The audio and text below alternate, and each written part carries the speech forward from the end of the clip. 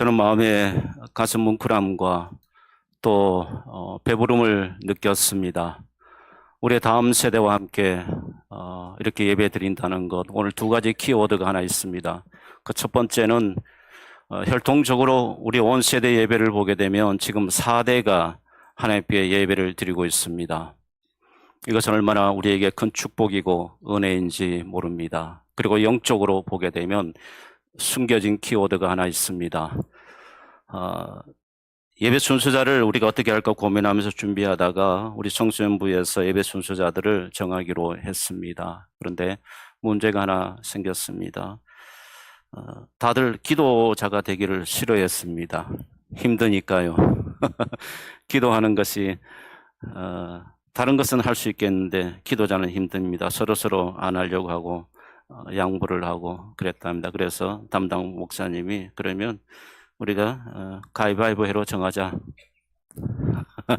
제비를 뽑든지 가위바위보로 하든지 가위바위보로 해서 기도자를 정하자. 그래서 기도자를 정했습니다. 그런데 여기에 비밀이 숨겨져 있습니다. 원래 오늘 우리 2부 예배의 기도자가 우홍이 장로님입니다. 그런데 오늘 기도가 누가 정해졌습니까? 장로님의 아들 우승리가 기도자로 정해진 것입니다. 인위적으로 한 것 아닙니다. 이것은 여러분 영적으로 우리의 믿음이 이렇게 계승되어져 간다는 것을 하나님께서 우리에게 상징적으로 보여주셨다. 저는 그렇게 해석하고 싶습니다. 사랑하는 여러분, 가는 세대가 있고 오는 세대가 있습니다. 우리는 잠시 가는 세대는 머물다가 가게 됩니다. 그리고 오는 세대는 계속해서 이제 우리 앞으로 다가오고 있습니다. 자, 그럴 때 여러분 우리는 어떻게 해야 하겠습니까? 가는 세대와 오는 세대가 서로 하모니를 이루고 우리가 하나님의 뜻을 이루어 가야 합니다. 그런데 불행하게도 지금 가는 세대가 불렀던 찬송, 가는 세대가 의지했던 그 하나님, 가는 세대가 경외했던 그 하나님에 대해서 오는 세대가 잊어버리고 있습니다. 찬송을 잊어버리고 있고, 그리고 기도의 소리도 줄어들고 있고, 믿음의 표현마저 오는 세대가 약해지고 있습니다. 그래서 한 리서치에서 조사를 한번 해봤습니다. 이 5세대에 대한 조사를 해봤는데요. 자, 우리 안에는 이렇게 세대와 세대가 지금 분포해서 함께 믿음의 생활을 하고 있습니다. 그런데 세대와 세대의 어쩔 수 없는 차이, 이 단절들이 우리 안에서 일어날 수가 있습니다. 그래서 이 세대와 세대의 차이점에 대해서 한번 조사를 해보았더니만은 윗세대의 말과 행동에 공감하지 않는 경우가 82%. 많은 부분들이 다음 세대가 어른 세대, 선배 세대들, 윗세대들에 대해서 신앙의 삶이나 또 그 삶으로 보여주는 모습에 대해서 많이 실망하고 있다는 것입니다. 그런데 얼마 정도까지 80% 이상 실망하고 있다는 것을 통계로 보여주고 있습니다. 그 다음에 윗세대가 우리 세대를 이해하는 노력을 하지 않는다고 생각한 경우도 76%. 여러분, 우리는 어떻습니까? 우리의 윗세대가 우리 다음 세대를 이해하고 있습니까? 이해해 주려고 하고 있습니까? 아니면 핀잔을 주려고 합니까? 아니면 여전히 윗세대가 가진 가치관으로 다음 세대를 여러분 억누르고 있습니까? 많은 경우, 많은 교회에서 바로 여러분 이런 아픔들을 가지고 있습니다. 그래서 이 세대 차이 때문에 마음이 불편한 적도 있다가 75% 가까이 됩니다. 그러니까 4명 가운데 3명은 이 세대 차이 때문에 불편하다. 세대 차이 때문에 교회 생활이 힘들다. 이제 그런 표현들을 하죠. 저는 이 통계 자료들을 보면서 참 많이 놀랐습니다. 그러면 우리 세대는 우리는 지금 어떤 모습일까? 심지어 갈등을 빚은 적도 있는 비율이 절반이 넘습니다. 2명 가운데 1명은 세대와 세대 차이로 인해서 이런 갈등들을 겪으면서 여러분 교회 안에 존재하고 있다는 거죠. 자, 그렇다면 그런 갈등의 원인이 무엇인가를 보았는데 조사를 해봤더니만은 권위적인 태도, 그러니까 윗세대 어른 세대들의 권위적인 태도가 절반에 가깝습니다. 가장 큰 요인입니다. 권위적으로 다음 세대를 대하고 권위적으로 무조건 진누르려 가는, 억누르려 가는 그런 태도와 말이 바로 다음 세대에게는 치명적인 큰 아픔으로 다가온다는 거죠. 그리고 그 다음으로 두 번째가 쓸데없이 간섭하거나 훈계하는 태도. 이것이 30%입니다. 그리고 예외 없이 무리한 경우로 대해야 하는 경우 28%. 자, 이만큼 여러분 윗세대가 다음 세대에 대한 이 행동 양식이 얼마나 큰 영향력을 끼치는 것인가를 우리에게 잘 보여주고 있습니다. 여러분, 세대와 세대 간의 이런 갈등 때문에 어떤 일들이 일어나는 줄 아십니까? 교회 생활이 불편합니다. 교회 생활이 불편하다고 호소합니다. 60%. 그리고 다른 교회로 옮길까 생각했다. 22%. 그리고 신앙의 회의를 느낀다가 12%. 여러분, 우리가 무엇을 여전히 우리는 우리 지금 현 세대를 우리는 다시 한번 좀 고뇌해 봤으면 좋겠습니다. 여전히 내 중심으로 내가 교회 생활을 잘 하고 가면 되지 뭐 여러분 이런 생각에 머물러 있다면 저는 여러분의 영적인 시각이 좀 넓혀지고 좀 띄어지기를 소망합니다. 우리가 다음 세대를 세워주지 아니하면 여러분 우리가 앞으로 10년, 20년 후에 우리의 모습은 어떻게 될까요?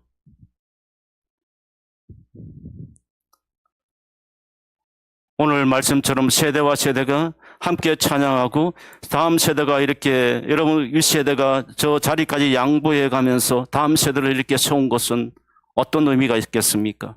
우리의 다음 세대를 세우고자 하는 간절함, 우리의 다음 세대를 어쨌든 하나님 앞에 믿음으로 견고하게 세우고 싶어하는 그 마음, 그것이 여러분 담겨 있습니다. 저희가 어느 한 사람의 운동으로 끝나는 것이 아니라 우리 모두다가 우리 기성세대가 우리 다음 세대에게 선한 영향력을 끼치고 저들이 우리의 윗세대에 보면서 믿음의 길을 걸어가고 싶다는 소망이 생기고 윗세대를 바라보면서 나도 저런 분이 되고 싶다. 나도 나중에 저런 분이 되었으면 좋겠다. 그렇게 소망하는 분들이 여러분 우리 윗세대에서 많이 나오기를 주님의 이름으로 축복합니다. 그래야 합니다. 그래야 우리 다음 세대가 일어납니다. 구호로만 외친다고 되는 것이 아닙니다. 우리가 삶으로 우리가 행동으로 보여주어야 합니다. 따뜻한 말 한마디를 해줘야 되고 윗세대가 가지고 있는 그 가치관으로 다음 세대를 여러분 평가해서는 안 됩니다. 그들에게 신앙의 그 모습을 보여줄 수 있는 우리 그러면 어떻게 해야 됩니까? 저는 이 말씀을 준비하면서 그럼 다음 세대는 잘못이 없는 겁니까? 지금 그것을 논하는 것이 아니라 우리 윗세대와 우리가 다음 세대가 다른 세대가 함께 말씀 앞에 서고 말씀 앞에 서로 순종하는 것, 이것이 바로 여러분 우리의 이 연약함을 깨뜨릴 수 있는 이 단절을 다시 회복할 수 있는 중요한 것이라는 것을 저는 여러분들에게 말씀드리고 싶은 겁니다. 윗세대도 말씀 앞에 서야 합니다. 자기의 고집과 습관 앞에 서지 마시고 말씀 앞에 서야 합니다. 우리의 다음 세대도 말씀을 가까이 하고 하나님을 경외하는 법을 배우고 말씀을 읽고 그럴 때에 윗세대와 밑에 세대가 서로 어우러지고 한 찬송과 한 기도를 하나님께 드리며 하나님께서 우리 교회를 통해서 놀랍게 역사해 주시려고 믿습니다. 그러기 위해서는 여러분 우리 한 가지 오늘 이 시간에 결단하고 버려야 될 것이 있습니다. 그것이 뭔가 하면 제발 말씀 앞에 온 세대가 순종하십시다. 노하지 마십시다. 말씀을 거슬려서 우리 가지 마시고 우리 청교리 같은 신앙 이제는 이거 다 벗어버리고 우리가 하나님께 순종하는 신앙으로 나아갔으면 좋겠습니다. 여러분에게 이 영상 잠깐 보여드리겠습니다. 저게 우리 저놈 나쁜 놈입니까? 우리의 모습 아닌가요? 우리가 하나님 앞에 늘 말씀 순종 안 하고 하라 하면 엉뚱한 짓 하고 개굴개굴했는데 골게 하고 여러분 바로 이것이 여러분 우리의 신앙의 우리의 모습 아니겠습니까? 우리가 어떻게 해야 됩니까? 이 개구리의 신앙에서 우리가 벗어나야 합니다. 그럴 때 하나님께서 우리 윗세대, 아랫세대를 축복해 주시고 하나님께서 우리 교회를 통해서 놀랍게 역사하여 주실 줄 믿습니다. 여러분 함께 순종하는 은혜가 있기를 축복합니다. 누구에게 말씀 앞에 말씀 앞에 온 세대가 순종하기를 소망합니다. 성경에 보게 되면 민수기 22장 6절 말씀에 발람의 선지자 이야기가 나옵니다. 발람 선지자는 그렇게 좋은 선지자는 아닙니다. 선지자라고 하기에는 좀 그렇죠. 그런데 어쨌든 하나님께서 이 사람에게 은혜를 주셔서 하나님께서 사용하시는데, 그때 모압 왕 발락이 발람에게 많은 예물을 가지고 한 가지 요청을 합니다. 발람 선지자여, 당신이 가서 이스라엘을 저주해 주십시오. 그렇게 요청합니다. 민수기 22장 6절 말씀에 그렇게 발람 선지자가 에게 찾아와서 요청을 하게 됩니다. 자, 그럴 때 하나님께서 거절하게 하시죠. 발람 선지자가 어떻게 할까요? 그럴 때 하나님이 하지 마. 22장 13절 말씀에, 민수기 22장 13절 말씀에 하나님께서 그렇게 말씀하십니다. 하지 마라.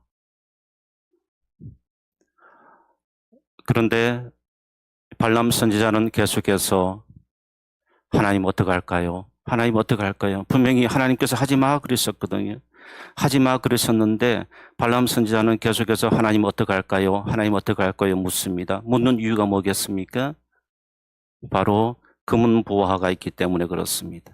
네가 발락이 요청하기를 네가 이스라엘에 가서 이스라엘 백성들을 저주하면 내가 너에게 금은보화를 안겨주겠다고 했거든요. 발람이 그것을 버릴 수가 없었어요. 볼 수가 없어서 말씀을 지켜야 하는데 그 금은보화가 자꾸만 눈에 다가오는 겁니다. 그래서 고민하고 갈등하다가 하나님 분명히 하지 마라 하셨는데, 그런데 또 하려고 하는 마음이 생깁니다. 그 마음은 바로 탐심에 의한 마음이죠. 그리고 심지어 나귀를 타고 가는데도 하나님은 나귀를 막 움직이셔서 더 앞에 나가지 못하도록 하게 하시고 그렇게 경고를 주심에도 불구하고 발람은 계속해서 그 일을 하려고 합니다. 발람이 그 일을 하려고 했던 이유가 무엇입니까? 하나님의 말씀이었습니까? 아니면 자신의 욕심이었습니까? 자신의 욕심 때문에 그런 겁니다. 여러분, 많은 경우 우리가 하나님의 말씀을 어기는 경우가 무엇인가 하면 자신의 욕심 때문에 하나님의 말씀을 우리가 어길 때가 많이 있습니다. 여러분, 또한 사무엘상 15장에 여러분 사울이라는 사람이 나옵니다. 이스라엘의 왕이죠. 하나님께서 아말렉과의 전쟁을 허락하시면서 하나님께서 사울에게 말씀하십니다. 사무엘상 15장 3절 말씀입니다. 스크린 말씀 보여주세요. 이 사무엘상 15장 3절 말씀을 보게 되면 하나님께서 아말렉과 전쟁하는데 하나님께서 어떤 말씀을 하시냐면, 사울아, 네 아말렉과의 전쟁에서 모든 사람들, 모든 소와 양을 취하지 말고 다 죽여라, 진멸하라. 하나님께서 그렇게 말씀하십니다. 사울은 그 말씀을 들었어요. 그런데 사울이 아말렉과의 전쟁에서 이기게 됩니다. 그리고 거기 보니까 정말 살찌고 좋은 소와 양이 너무 많았거든요. 그래서 사무엘상 15장 9절 말씀을 보시면 그 양과 소를 백성들이 다 전리품으로 가지고 돌아옵니다. 이럴 때에 하나님께서 사무엘상 15장 11절에 중요한 말씀을 하십니다. 내가 사울을 선택한 것을 후회한다. 사울을 내가 세운 것을 후회한다. 왜 하나님이 후회하셨을까요? 하나님의 말씀을 자기 임의대로 해석하고 그 말씀을 거역했기 때문에 그렇습니다. 그래서 하나님께서 사무엘 선지자를 사울에게 보냈습니다. 사무엘 선지자가 사울에게 가서 확인합니다. 근데 소와 양의 소리가 엄청나게 들려옵니다. 보니까 살찐 소와 양들이 쭉 깔려 있는 겁니다. 그래서 사무엘이 사울에게 왜 이런 일을 하셨습니까? 왜 하나님께서 하지 말라는 일을 하셨습니까? 라고 그렇게 책망하게 되니까 사울이 사무엘상 15장 15절에 어떤 이야기를 하냐면, 저 백성들이 소와 양을 데리고 와서 하나님께 제사 드리기 위해서, 하나님께 제사 드리는 것이 더 좋기 때문에 소와 양을 데리고 왔다는 겁니다. 여러분, 이 말이 맞습니까? 이 말이 하나님께서 주신 말씀이었습니까? 아니죠. 하나님께서 그 말씀을 주시지 않으셨습니다. 하나님은 다 멸하라고 하셨습니다. 그런데 사울은 하나님의 말씀을 거역하고 자기 임의대로 이해하고 해석해서 가지고 와서 그리고는 핑계를 대는 겁니다. 자, 여러분, 우리가 하나님 말씀을 우리가 거역할 때 늘 우리에게 있는 모습이 무엇인 줄 아십니까? 핑계입니다. 합리화하는 거죠. 나의 행동에 대해서 합리화하고 내가 왜 그럴 수밖에 없었던 것인가를 우리가 이야기를 합니다. 그런데 여러분, 이것이 얼마나 큰 함정인 것인가를 여러분, 우리는 사울을 통해서 알 수가 있습니다. 그래서 하나님께서 사울에게 사무엘상 15장 23절에 아주 중요한 말씀을 하십니다. 네가 나를 버렸기 때문에 나도 너를 버린다. 사랑하는 여러분, 너무나도 중요한 말씀입니다. 내가 하나님을 버리면, 내가 하나님의 말씀을 외면하고 내가 하나님의 말씀을 거역하면 하나님도 나를 버리신다.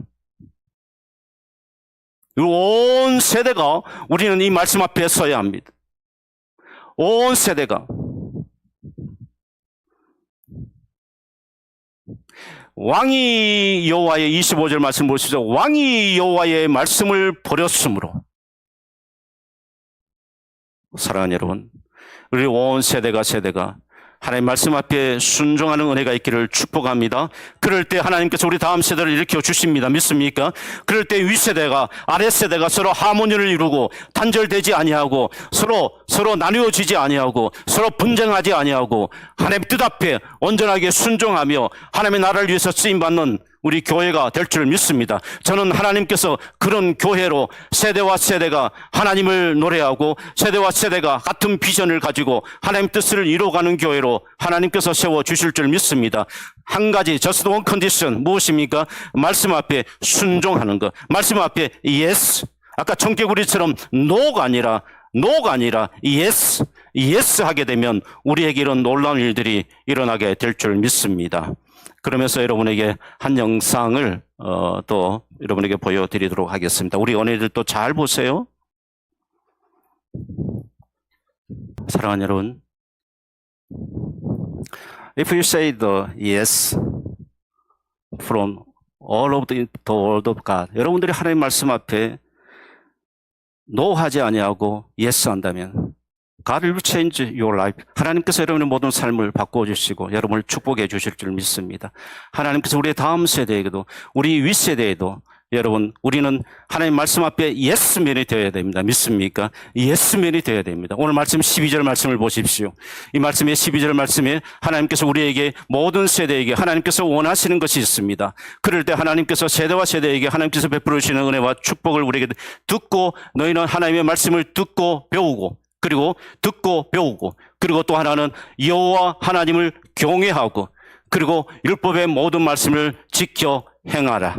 이것이 바로 하나님께서 우리 모든 세대에게 주시는 하나님의 마음입니다. 하나님께서 우리에게 주시는 음성이고 하나님께서 우리에게 부탁하시는 하나님의 요청입니다. 자, 이 요청 앞에 우리 모든 세대가 우리 함께 이렇게 하답하기를 원합니다. Yes, I do. 예, 하겠습니다. 우리가 하나님께 고백하십시다. 우리 모두가 고백해야 됩니다. 예, 하나님 하겠습니다. 함께 고백하실까요? 예, 하나님 하겠습니다. 우리가 말씀을 듣고 우리 말씀을 우리의 다음 세대에게 전수하고 그들이 하나님의 말씀을 듣고 그들이 하나님의 여호와 하나님을 경외하며 그렇게 나아갈 때 여러분 세대와 세대는 무너지지 아니하고 세대와 세대는 단절되지 아니하고 세대와 세대를 향하신 하나님의 그 뜻을 이루게 하여 주실 줄 믿습니다. 우리에게 모두 이 은혜가 있게 되기를 주님의 이름으로 축복합니다.